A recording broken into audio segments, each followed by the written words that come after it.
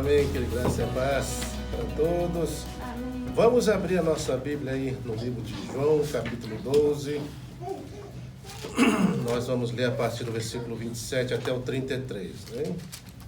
João 12, do 27 até o versículo de número 33, nós vamos ler. Nós vamos começar agora a quarta parte, né, do estudo dentro desse capítulo 12.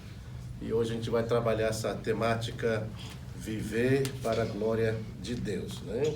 Então é dentro desse tema que nós vamos estar trabalhando hoje, esse texto, ok? Vamos ler então do versículo 27 até o versículo de número 33, a palavra de Deus fala assim, vamos ler. Agora está angustiada a minha alma, e que direi eu? Pai, salva-me desta hora? Mas precisamente com este propósito vim para esta hora. Pai, glorifica o teu nome. Então veio uma voz do céu. Eu já glorifiquei e ainda glorificarei. A multidão, pois, que ali estavam, tendo ouvido a voz, dizia, ter havido um trovão. Outros diziam, foi um anjo que lhe falou.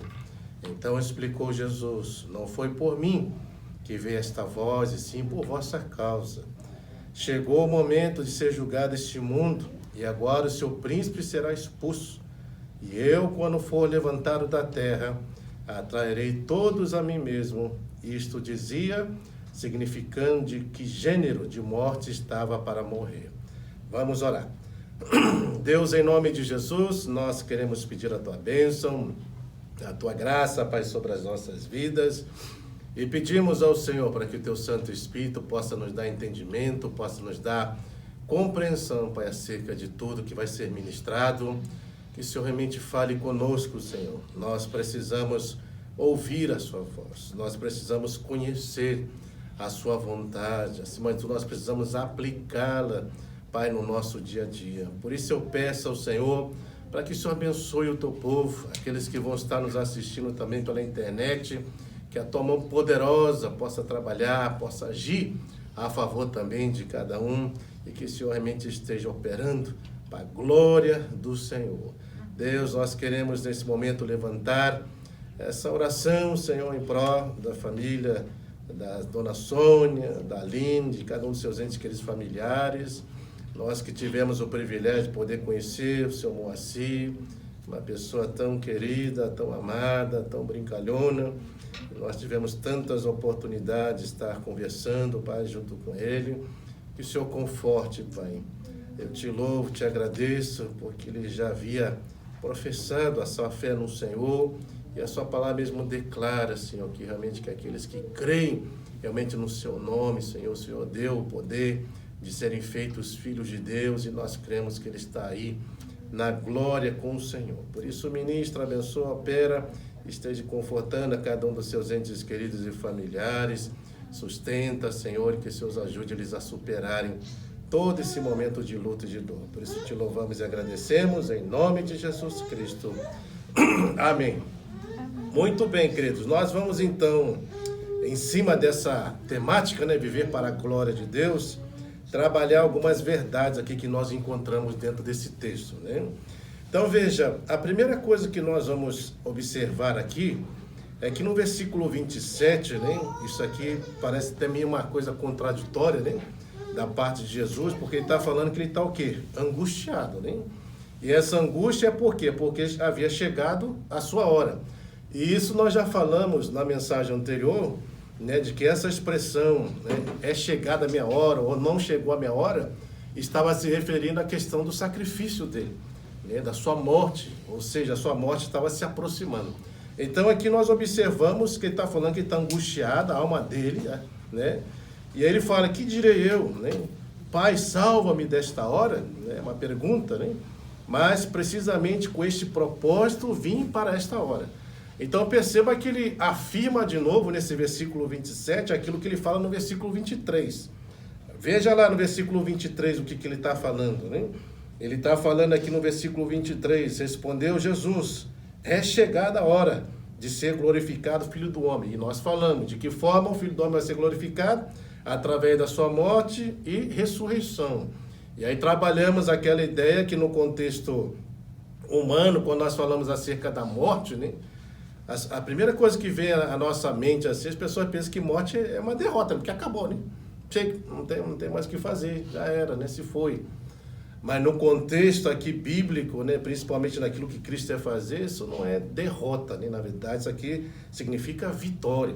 Tanto a morte de Cristo produziu vitória, assim também como a sua ressurreição também produziu. Por isso, ele está sendo glorificado. Aí a pergunta é, por que Jesus, então, ele está angustiado, né?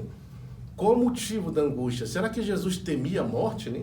Porque para nós mesmos, seres humanos, é óbvio, né? Tem muitas coisas que geram angústia no nosso coração, né? A morte é uma das coisas que pode gerar angústia, enfermidades, incertezas, né? Dores, lutas, né? No nosso dia a dia, conflitos que nós temos na nossa relação, né? Conjugal, na relação com filhos, no trabalho, enfim, são tantas as coisas que podem angustiar o nosso coração. E aí, então, nós paramos para pensar acerca de Cristo, né? Como ele está falando aqui, acerca desta hora, que ele está afirmando que ele veio para cumprir isso.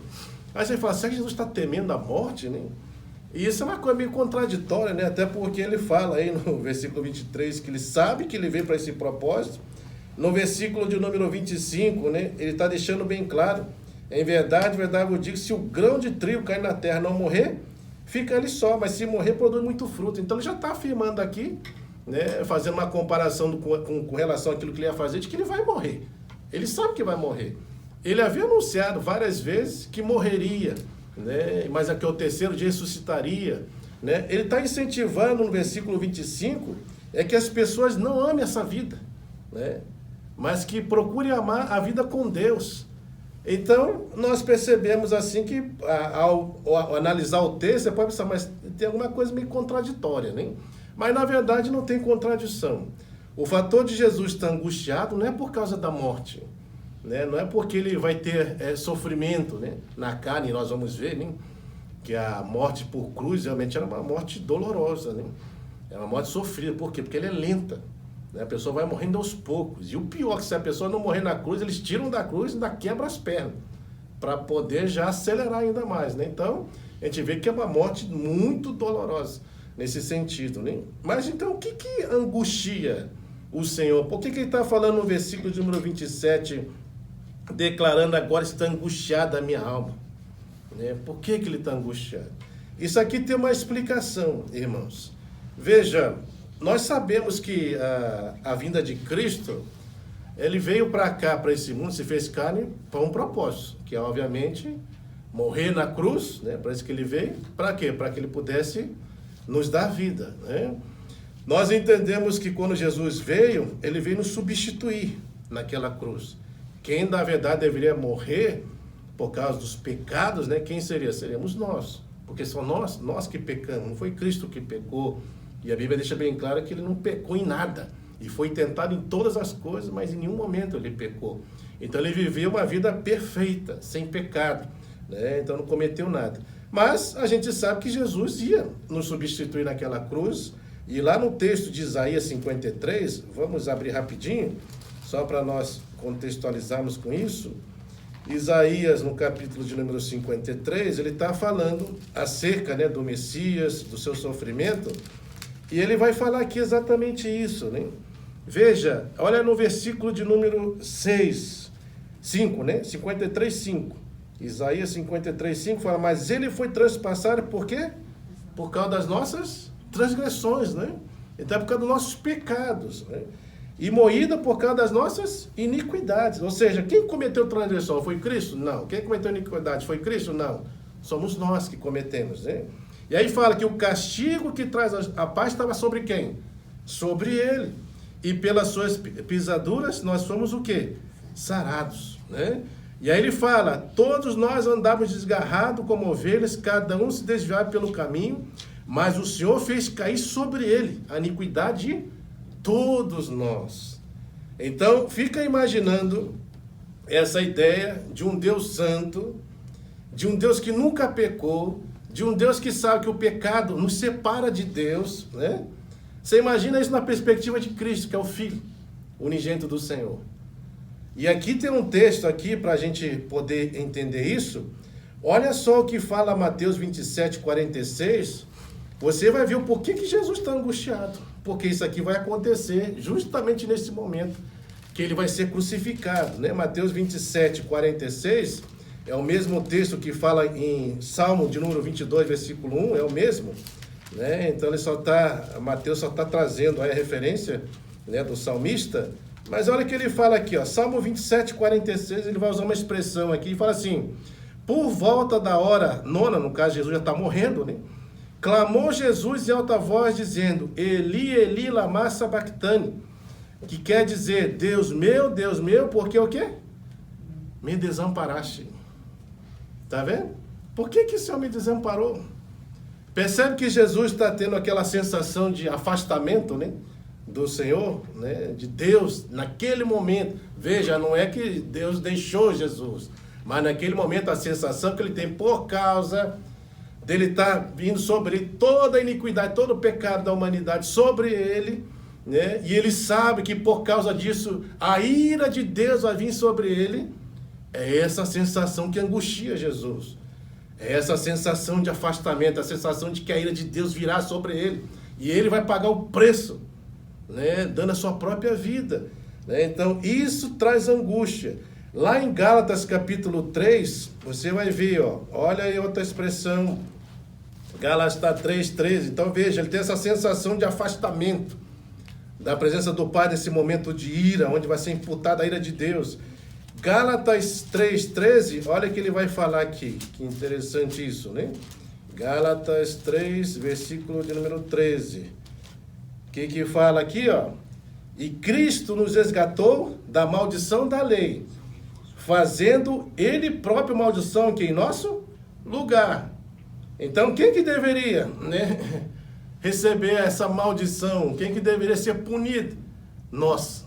Mas ele trouxe sobre ele, né? E aí fala: maldito todo aquele que for pendurado em madeiro. Nós estamos falando de um Deus santo, irmãos. De um Deus que nunca pecou, né? De um Deus que nunca, né, em nenhuma hipótese, né, se desviou dos propósitos de Deus ou se manteve afastado por algum motivo. Ele não fez isso. Por isso que isso angustia a alma de Cristo. E para a gente entender essa ação, lá em Colossenses 3, de 1 a 6, olha só o que vai falar aqui. Aí a gente vai ter uma compreensão clara acerca do que Jesus está passando ali. Veja só, quando nós falamos acerca da ira de Deus, esse texto aqui vai falar sobre quem cai a ira de Deus, né? Então fala assim, ó: portanto, Colossenses 3, a partir do versículo 1. Se foste ressuscitado juntamente com Cristo, buscais as coisas do alto, onde Cristo vive assentado à direita de Deus. Pensai nas coisas do alto, não nas coisas que são daqui da terra. Porque morreste, e a vossa vida se oculta juntamente com Cristo em Deus. É o que Jesus sempre viveu, né? Perceba que Jesus sempre viveu a vida com Deus. Ele não queria viver essa vida desse mundo, desse sistema. Ele veio para cá para fazer, né, a vontade de Deus, né? Ele sempre fez isso. E aí no 4, quando Cristo, que é a vossa vida, se manifestar, então vós também serem manifestos com ele em glória. Aí fala assim o 5, fazei, pois, morrer a vossa natureza terrena. Ele vai falar vários pecados: prostituição, impureza, paixão lascívia, desejo maligno, avareza, que é idolatria. Aí veja agora aqui, ó, 6. É por essas coisas que vem o quê? A ira de Deus sobre os filhos da desobediência. Quem são esses filhos aqui? Desobedientes. Aí a pergunta é: Jesus é desobediente? Não. Jesus sempre obedeceu. Mas por causa dos pecados que estão indo sobre ele, pelo fator de ele estar se fazendo maldição em nosso lugar, o que vai acontecer com Jesus? A ira de Deus virá sobre ele. Esse é o problema. E é por causa disso que Jesus então se sente que angustiado nesse momento. A angústia dele é por causa disso. Não é pelo fator de que vai sofrer, porque ele sabe que ele veio para sofrer. Não é pelo fator de que ele vai morrer, porque ele sabe que viria para morrer. Não é por fator de ele estar passando por qualquer problema, porque ele sabe que tudo isso ele passaria por essa situação toda. Então Jesus não foi pego de surpresa, né? Então veja que então aqui nesse texto, volta agora lá em João, nós vemos então essa primeira verdade, que a cruz agora aqui é um palco de muita angústia, né, de Jesus. E essa angústia é por causa exatamente disso. É exatamente pelo fato de que Jesus agora vai ter que se fazer maldito, vai ter que ir para uma cruz, os pecados da humanidade estarão sobre a vida dele, e por causa disso a ira de Deus virá sobre ele. É por isso que ele está angustiado. Percebe então que a angústia é por causa desse motivo, por isso que ele fala, 27, agora está angustiada a minha alma. E que direi eu? Pai, salva-me desta hora? Mas precisamente, né? Porque talvez outra pessoa nesse lugar, talvez fale isso mesmo, Senhor, me tira daqui, né? Tira daqui, livra-me disso aqui, e ponto final. Mas ele não, ele sabe, né? A mesma coisa quando ele fala, Senhor, se possível, passa de mim esse cálice. Mas ele fala, não se faça a minha vontade, mas a tua. Então ele está sujeito a submeter à vontade de Deus. Por isso ele está então angustiado, é nessa perspectiva que vem a angústia dele, porque ele sabe que está chegando o momento dele levar sobre ele a iniquidade de todo mundo, e nós sabemos por trazer a iniquidade de todo mundo, né? A ira de Deus virá sobre ele, e aí ele vai ter essa sensação de afastamento. Deus meu, por que me desamparaste? Né? Justamente nesse momento, ele vai sentir isso, né? Por isso que ele está com a alma angustiada por causa disso, né? Então essa é a primeira verdade. A segunda, nós vamos ver o clamor profundo de Jesus. Versículo 28 fala, Pai, glorifica o teu nome. Então veio uma voz do céu, eu já glorifiquei e ainda o glorificarei.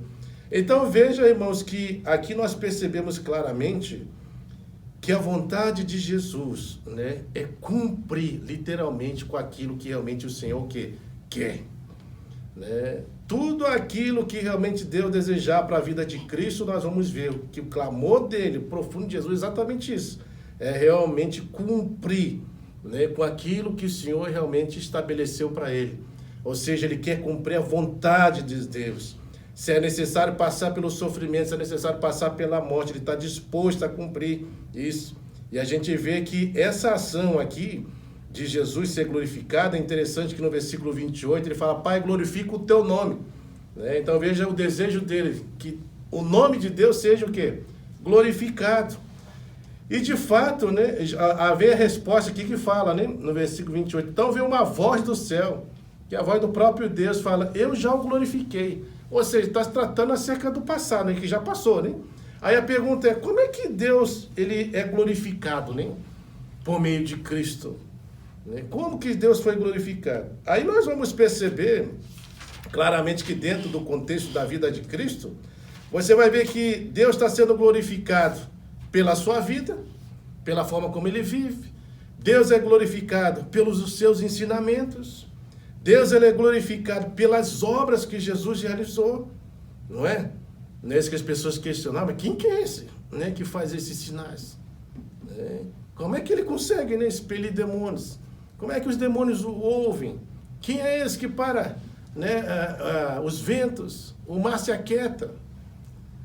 Jesus ele impressionava pelas obras deles, e a gente vê o quê? Que ele sempre afirmava que ele fazia isso por causa do Pai, que ele veio somente para cumprir aquilo que o Pai desejava. Então, por isso que o texto está falando que a voz fala aí no versículo 28, e a voz de Deus fala, eu já te glorifiquei. Mas ele fala, e ainda o glorificarei. Então, está falando de algo que ainda vai acontecer. Então, como é que Jesus glorificou o Pai no passado? Através, então, da vida, através dos ensinos, através das suas obras. E como é que ele será glorificado no futuro? Através da sua morte, através da sua ressurreição. Então, a partir do momento que Jesus morrer, e a partir do momento que Jesus ressuscitar, você vai ver claramente isso acontecendo. Deus sendo glorificado por meio da obra de Cristo na cruz. Né? Então, a gente vê essa segunda ação que nós percebemos aqui dentro desse texto.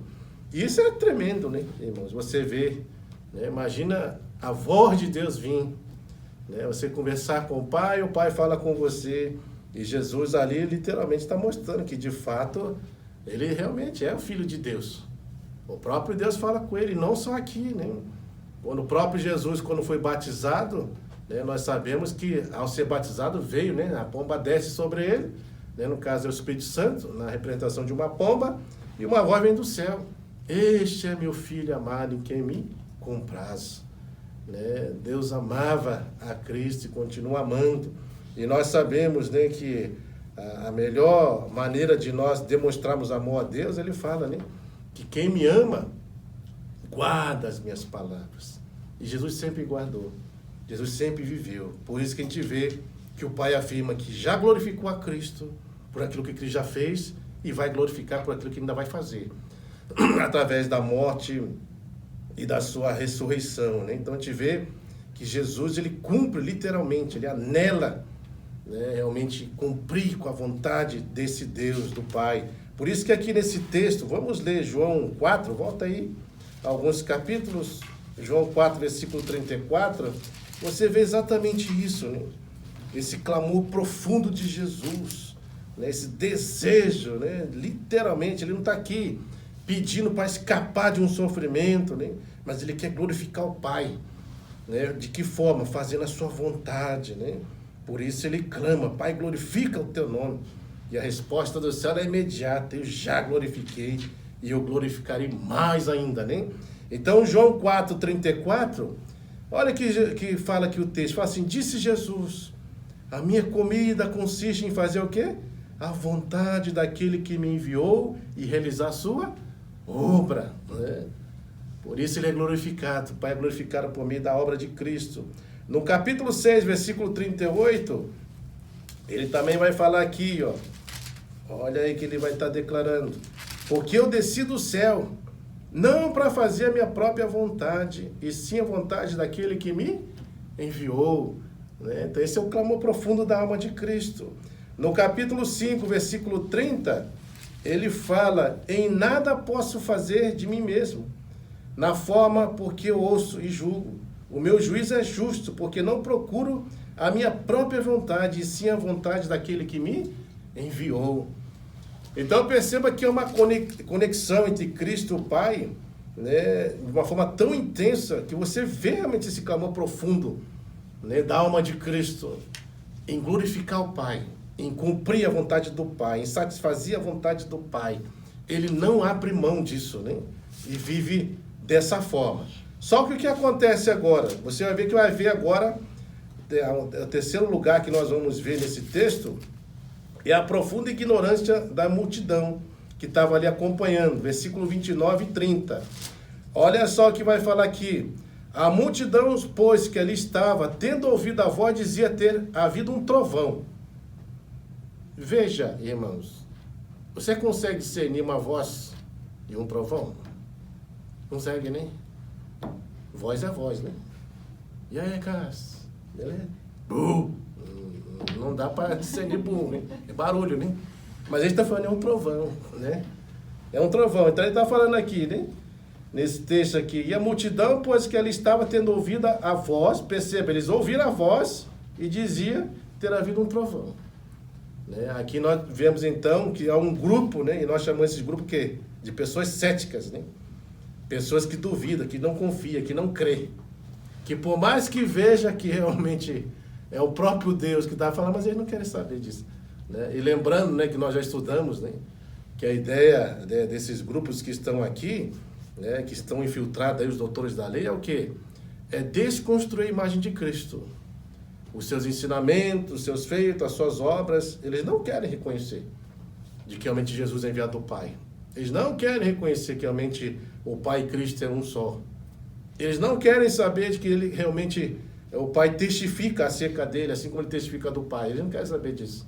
Então eles estão tentando, de alguma forma ou outra, levar as pessoas a ter gerar dúvida. Né? Isso aí não foi voz de Deus, não. Isso aí foi um trovão. Né? Mas tem outro grupo, né, que são os místicos, né, que aí fala aqui, ó, continua falando 30. Então, aliás, 29, né? E a multidão, pois que havia, tendo ouvido a voz, dizia ter havido um trovão. Aí outros, é outro grupo. Foi um anjo que lhe falou. Né? Então a gente vê, né? Eles não querem afirmar que era a voz do próprio Deus, mas querem desconectar. Mas eles acreditam que aconteceu algo sobrenatural, mas eles não querem de nenhuma forma designar isso a pessoa do próprio Deus Pai. Eles estão falando, foi um anjo que falou. Né? Mas aí, olha que interessante, o que Jesus fala, né? Então aqui você vai ver claramente que Jesus então vai corrigir isso. Então explicou Jesus, não foi por mim, né, que veio essa voz, e sim por vossa causa. Então a gente percebe assim claramente que quando Jesus começa a mostrar, né, e testificar tudo isso que está acontecendo, ele quer mostrar que literalmente ele realmente veio da parte do Pai. Que a comunhão que ele tem com o Pai é uma comunhão muito intensa, muito profunda. É uma relação mesmo de pai e filho, de você conversar, de você falar. Né? Onde ele expressa algo e Deus fala com ele. É assim, nessa relação. Então você vê essa ação bonita, né? dessa relação, dessa intimidade com Deus. E é por isso que o tema dessa mensagem está relacionado a isso. Né? Viver para a glória de Deus. E para a gente viver para a glória de Deus, a gente precisa viver essa vida, né, com Deus. De uma forma mais intensa, de uma forma mais profunda. Né, nesse sentido, né? Então a gente precisa buscar literalmente isso, né, no nosso dia a dia, né? Então a gente vê que tem essa dúvida no coração, né, dessas pessoas, não querendo designar o que eles ouviram a própria pessoa de Deus Pai. Por quê? Porque se eles afirmam, não foi Deus mesmo que falou, então eles vão ter que aceitar que de fato Jesus é mesmo, né, o Filho de Deus, que Jesus é realmente divino. E o propósito da carta é esse mesmo. É mostrar que Jesus é Deus. É mostrar que Jesus é o Messias, ele é o Salvador, né? Predito no Velho Testamento. Né? E eles estão ali de todas as formas tentando tirar o foco da pessoa de Deus e lançar para outra coisa, para desviar, né, essa ideia da mente das pessoas. Né? Mas a gente vê claramente ali que Deus está falando. Claramente, Deus anuncia, né? Essa voz, ela vem do céu, vem da parte de Deus, né? Mostrando claramente, né, o próprio Deus, que demonstrava que a cruz era uma ação vexatória, né? Mas que acima de tudo, né, dela vai fluir o quê?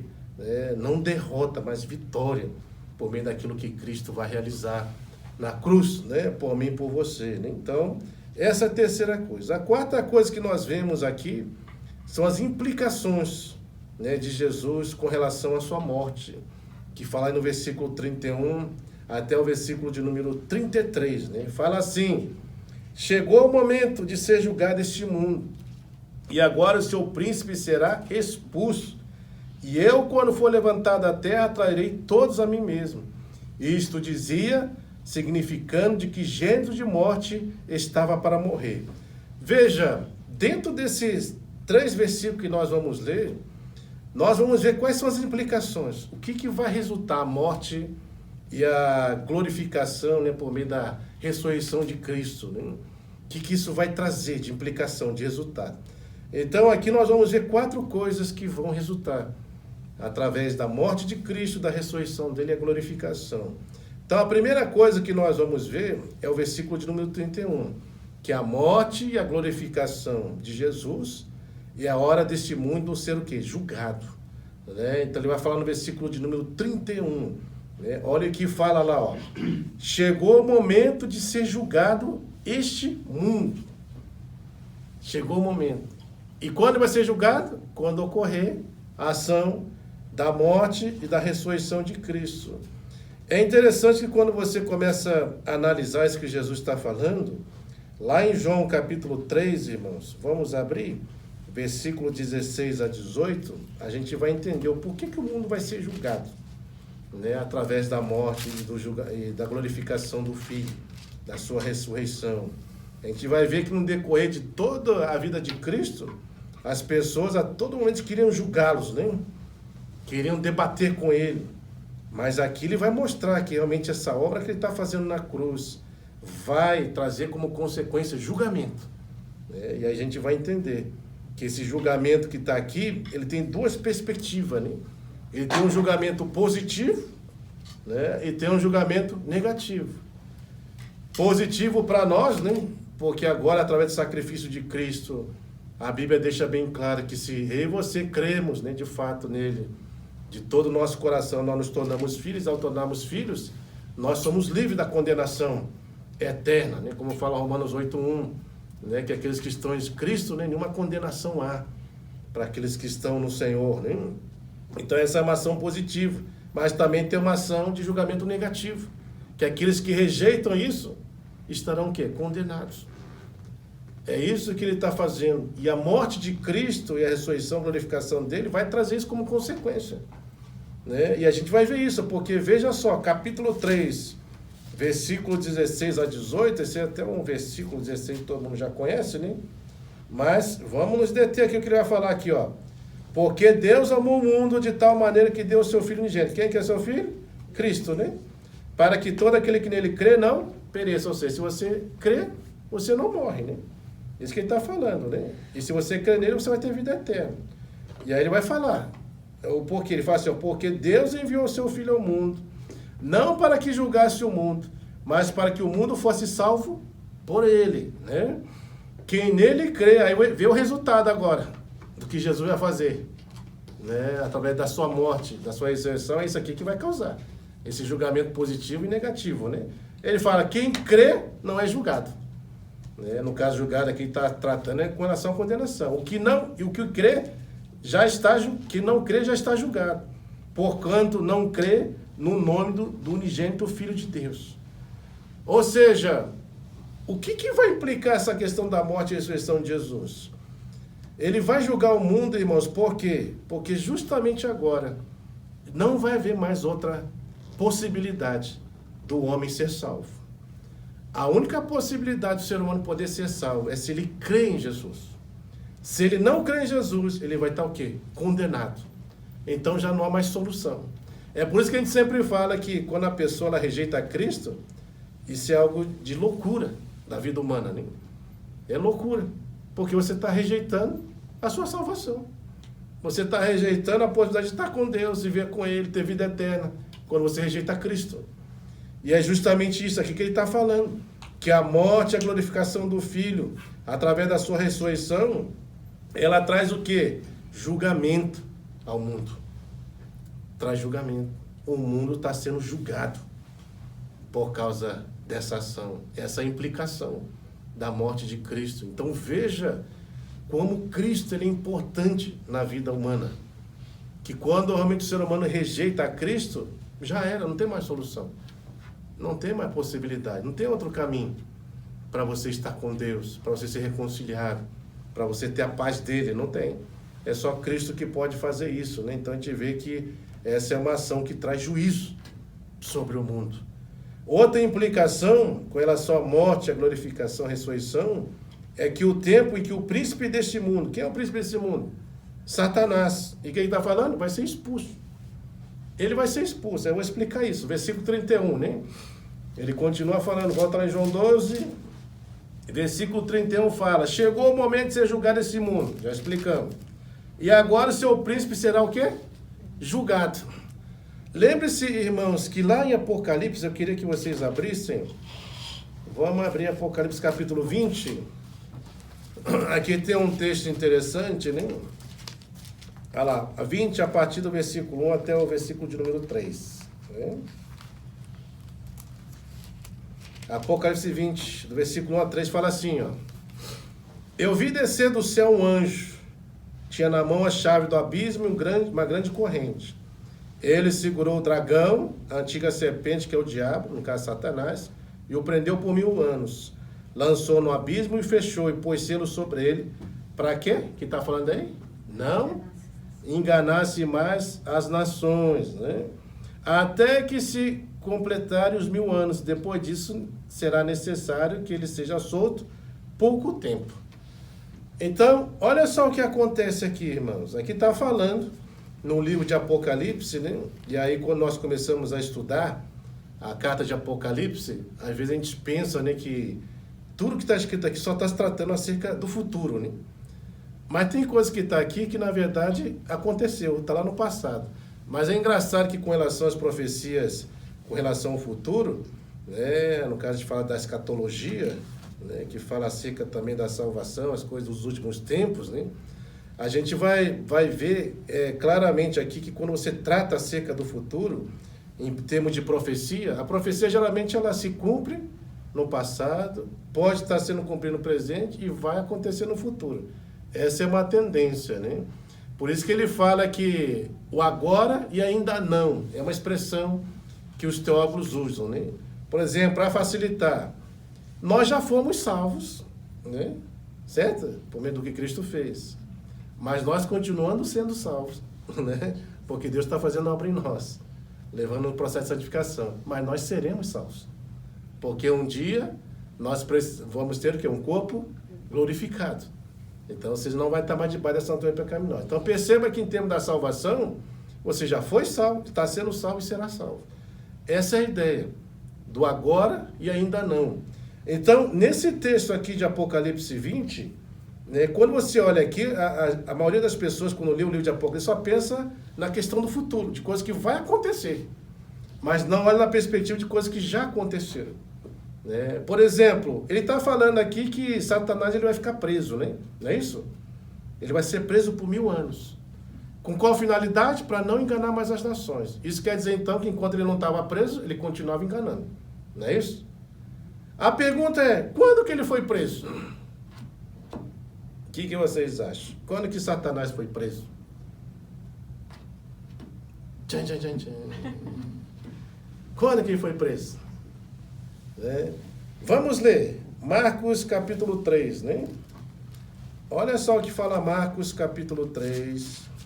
Isso aqui é muito interessante, versículo 20 até o 30, né? Marcos 3. Aí vai trazer luz, né? De 20 a 30 fala assim, ó. Vamos lá.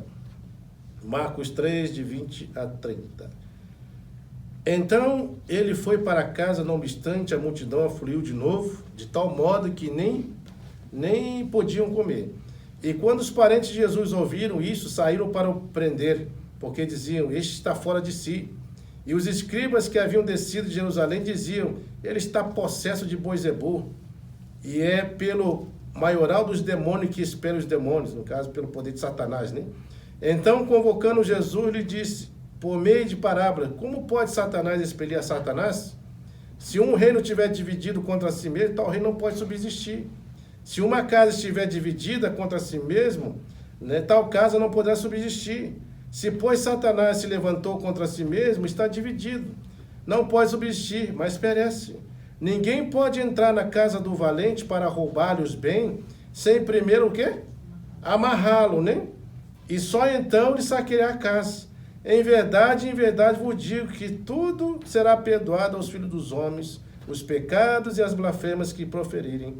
Mas aquele que blasfemar contra o Espírito Santo não pode ter perdão para sempre, visto que é réu do pecado eterno. Isto diziam, está possesso de um espírito imundo.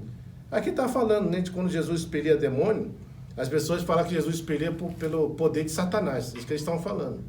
Aí Jesus, então, traz de forma didática, ele faz o seguinte, bom, se eu estou expelindo pelo poder de Satanás, então o reino de Satanás está dividido.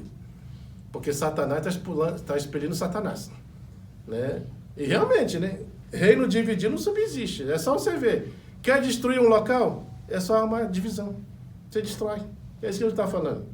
Né? Então, ele está falando, agora, se eu estou expelindo, né, demônios, com certeza é pelo poder de Deus. E aí ele usa essa expressão aqui no versículo 27, que ninguém pode entrar na casa do valente. Quem é esse valente aqui? É o Satanás.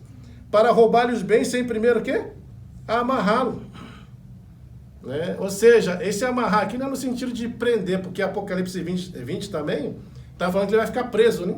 Acorrentado. Ninguém prende, ele é um espírito. Mas ali está falando que vai restringir o poder de Satanás. Né? Por isso você vai ver, mas ele não está preso, como é que ele está atuando? É justamente porque esse prender, se amarrar, é restringir o poder dele. E o que foi restringido? Ele não pode mais que enganar as nações como enganava antes. Porque agora o evangelho chegou. E onde o evangelho chega, ele liberta. Ele tem poder para libertar. Então ele já não tem mais esse poder de ficar enganando completamente as pessoas, as nações. Lucas 11 vai deixar isso mais claro ainda. Veja só como que isso vai acontecer. Lucas 11, a partir do 14, né? Fala assim, de outra feita estava Jesus expelindo um demônio que era mudo. E aconteceu que ao sair o demônio, o mudo passou a falar e as multidões se admiravam. Mas algum dentre eles dizia, ora, ele expele os demônios pelo poder de Beelzebul, o maior dos demônios. E outros tentando, pediram dele um sinal do céu.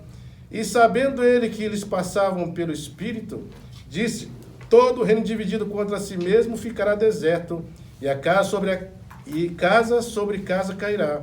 E se também Satanás estiver dividido contra si mesmo, como substituirá seu reino? Isto porque dizeis que eu expulso os demônios por Beelzebul. Agora presta atenção que ele vai falar aqui, ó. E se eu expulso os demônios por Beelzebul, por que os expulsam os vossos filhos? Por isso eles mesmos serão os vossos juízes. Agora, olha aqui 20. Se, porém, eu expulso os demônios, né, pelo dedo de Deus, certamente é o quê, irmãos? Chegado o reino de Deus sobre vós. E aí ele fala: quando o valente bem amarrado, armado, né, guarda a sua própria casa, fica em segurança todos os seus bens. Sobrevindo, porém, o mais valente do que ele, vence, tira-lhe a armadura em que confiava e lhe divide os despojos. Quem não é por mim, é contra mim, e quem comigo não ajunta, espalha. O que Jesus está falando aqui? Jesus está falando que, quando ele veio, ele implantou o seu reino. E quando se fala de reino, está falando de quê? De governo, de autoridade, está falando de poder, né? Está falando de soberania. O reino de Deus é assim. Por isso que onde o reino chega, ele causa isso, ele causa impacto. Né? Por quê? Porque Deus deu autoridade, Deus tem poder, Deus governa, Deus reina. Né? Por isso que ninguém pode lutar contra esse reino. Esse reino jamais, né, será destruído. Não tem como destruí-lo.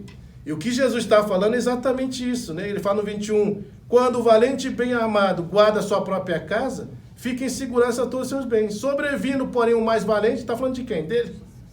Né? Ele está falando dele. E no versículo a gente está falando de quem? Está falando de Satanás. Do que ele vence, tira a armadura em que confiava e divide a esposa. Então veja que esse capítulo 20 de Apocalipse está falando, quando que foi inaugurado? Aquilo que ele está falando, que Satanás vai ficar preso, né, por 1000 anos, para não enganar mais as nações, quando o reino chegou. Porque quando Jesus veio, ele amarrou o valente. Ele saqueou a sua casa. É por isso que onde Jesus chega, ele causa esse impacto. O reino faz isso, o reino de Deus. Né? Então Jesus está falando que isso ocorreu quando ele veio. Por isso então que aqui nós vemos claramente que quando fala lá em João, volta lá para o texto, no versículo de número 31, quando ele diz, 31, né? E agora o seu príncipe será expulso. Quem que é o príncipe desse mundo? Que já animaliza? Satanás. Então a expressão de ser expulso aqui é no sentido que ele vai ser o quê? Derrotado. Essa é a ideia. De derrota. Ele será derrotado. Literalmente. E aqui Lucas 11, só para não... Deixa eu só ver aqui, se é isso aqui mesmo. Tem um texto que fala, eu não sei se está aqui. Eu não sei se... está aqui, Lucas 10. Olha que fala no versículo 17. Isso aqui é uma expressão que ele vai utilizar quando os 70 discípulos vão saindo, né? E eles vão em dois, eles retornam alegre. Porque eles falam aqui, ó. Então regressaram, Lucas 10, 17 a 20. Os 70, possuídos de grande alegria. Vejam por que eles estão alegres. Dizendo, Senhor, os próprios demônios, o quê? Submetem em teu nome. Tá vendo aí? O que ele está falando? Que ele é entracado valente. Porque ele amarrou o valente. Ele saqueia agora. Ele tem poder, o reino chegou, né, para libertar. E aí ele fala, ó, mas ele disse, eu via Satanás caindo do céu como um relâmpago. Você sabe qual é o significado dessa expressão aqui? Que ele vê Satanás caindo do céu como relâmpago? Que ele foi derrotado. Essa é a expressão. Que ele está derrotado. E onde vai se cumprir a derrota completa? Na cruz. Porque ele vai tentar, até o momento da cruz, fazer com que Jesus saia daquele propósito. Ele vai fazer isso. A todo momento. Ele vai usar as pessoas e vai usar aquela expressão. Se tu é filho de Deus, né? Pode salvar os outros, salva a ti mesmo. Aí você vai fazer a análise dessa expressão. Se tu é filho de Deus. Quem que usou essa expressão? Satanás, lá na tentação de Jesus. Se tu é filho de Deus, transforma essa pedra em pão. Se tu é filho de Deus, pula aqui nesse pináculo. Não é assim? E ele vai falando várias coisas usando a mesma expressão. Então a gente vê que desde o começo do ministério de Cristo até o final, ele está lá tentando de alguma forma ou outra, tentando fazer que Jesus saia do propósito de Deus. Mas aqui a gente vê claramente que Satanás, o quê? Ele é expulso nesse sentido. Né? Por quê? Porque ele já está amarrado. É por isso que o Evangelho agora chega, né? Onde o Evangelho chega, ele transforma, ele cura, ele liberta, ele transforma, ele faz qualquer coisa nesse sentido. Porque tem poder para fazer. O reino chegou. Né? Satanás não tem mais poder de enganar completamente as pessoas. Não engana mais nesse sentido. Então o Evangelho é poderoso. O reino de Deus produz isso, né? Nesse sentido. Outra implicância também da morte e da glorificação de Jesus equivale a ser levantado da terra. O versículo 32 do capítulo 12. Ele fala aqui essa expressão. E eu, quando for levantado da terra, atrairei todos a mim mesmo. Né? Então, veja, a morte expiatória, né, de Cristo, né, e sua exaltação, ela vem juntas. Né? E a gente vai analisar isso por quê? Porque lá em Filipenses 2,9, vamos ver, irmãos. Vamos analisar isso aqui. Porque aqui você vai ver claramente que essa questão de se levantar não é só ser levantado da terra, né? Mas também é ser levantado para a glória, para ser glorificado, né? Veja aí, Filipenses 2,9. Quem que pode ler? Vamos ler? Uma voz alta aí, forte, poderosa, para ficar gravado. Filipenses 2,9. Quem pode estar lendo? Pelo que também... Pode ir. Pelo que também Deus o exaltou sobremaneira e lhe deu o nome que está acima de todo nome. Tá vendo? Aí fala que se nomeia no céu, na terra, nos infernos, onde toda a língua vai confessar, em todo joelho vai se dobrar e declarar que de fato Jesus Cristo é o Senhor, né? Ele foi levantado para isso também, não só foi levantado da terra, mas ele foi levantado para a glória. Né? Deus o glorificou por meio dessa ação. O que fala aí, 1 Timóteo 3,16, vamos ler. 1 Timóteo 3,16 fala assim, irmãos. Evidentemente, grande é o mistério da piedade. Aquele que foi manifestado na carne. Quem está falando de quem? Cristo, né? Foi justificado no Espírito, Cristo. Contemplado por anjo, Cristo. Pregado entre os gentios, Cristo. Crido no mundo, Cristo. Recebido o quê? Na glória. Então ele foi levantado para ser glorificado. Por isso que não tem outro nome como o nome de Cristo. Hebreus 1,3 também vai falar. Olha que fala Hebreus, capítulo 1, versículo de número 3. E ele que é o resplendor da glória, a expressão exata do seu ser, sustentando todas as coisas pela palavra do seu poder, depois de ter feito purificação dos pecados, assentou aonde? À direita da majestade nas alturas. Está vendo? Ele está sendo levantado para ser glorificado. A pessoa de Cristo. Então a gente vê que a morte e a glorificação de Jesus também é equivalente a isso, a ser levantado da terra, né? Nessa perspectiva, né? Não só tratando acerca da sua ressurreição, mas também da sua glorificação, né? O nome dele é exaltado, o nome dele é glorificado por meio desse feito. E por último, né, a gente vê a consequência da morte e da glorificação de Jesus. E ele fala que ele atrairá a todos. Né? Versículo, vamos ler? Versículo número 32. Então, João, capítulo 12, versículo 32 fala: E eu, quando for levantado da terra, o que ele vai falar? Atrairei todos a mim mesmo. Agora nós temos que tomar cuidado aqui, né? Quando ele está falando que vai atrair todos a mim mesmo, ele está falando de uma ação universal. Ou seja, que todo mundo vai ser atraído a ele. Ou seja, que todo mundo será salvo. Por que a gente afirma isso e deixa isso claro? Porque no contexto bíblico, nós vamos ver que toda vez que fala acerca da salvação, você não vê 100% de salvos.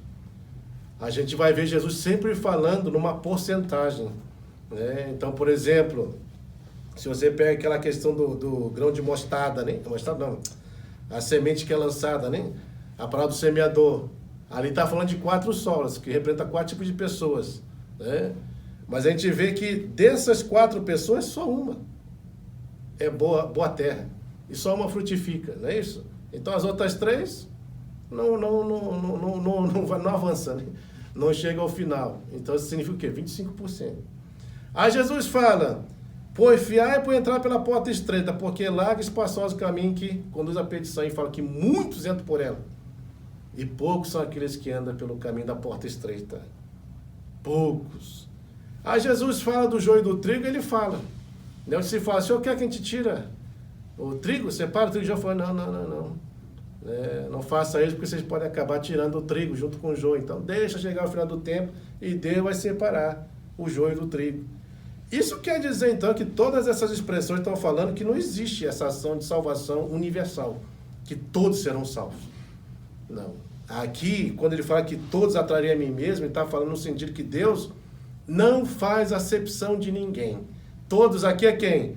É o branco, é o preto, é o amarelo, é o asiático, é o chinês, é o brasileiro, né? É o português, é o espanhol, é o boliviano, é o japonês, é todos nesse sentido, de não fazer acepção. Agora, como que essas pessoas chegarão? Por meio da fé em Cristo. Só por meio da fé em Cristo que elas serão salvas.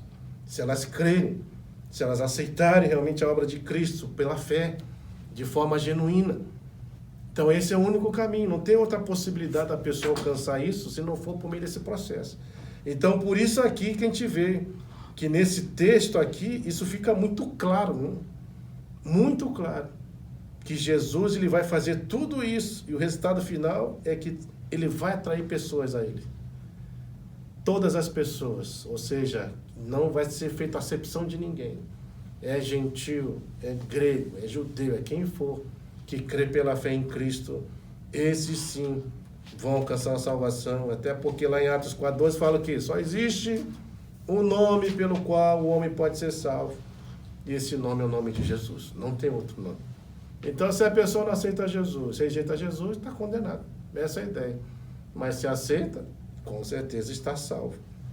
E ele finaliza no 33, que quando ele fala isso dizia, significando de que gênero de morte estava para morrer. Então ele está falando que ele vai ser literalmente crucificado. Então perceba que Jesus, ele tem consciência de tudo isso. Não pensa que Jesus simplesmente foi pegar lá do céu, Deus mandou aqui para a terra, e agora vai ser, se vira aí, eu vou te falando o que vai acontecendo. Não, ele já sabia de tudo. Ele já sabia o que ia acontecer. Ele sabia o porquê que foi enviado aqui para a terra. Ele sabia qual era o plano dele. Ele sabia que o que esperava na frente era a morte.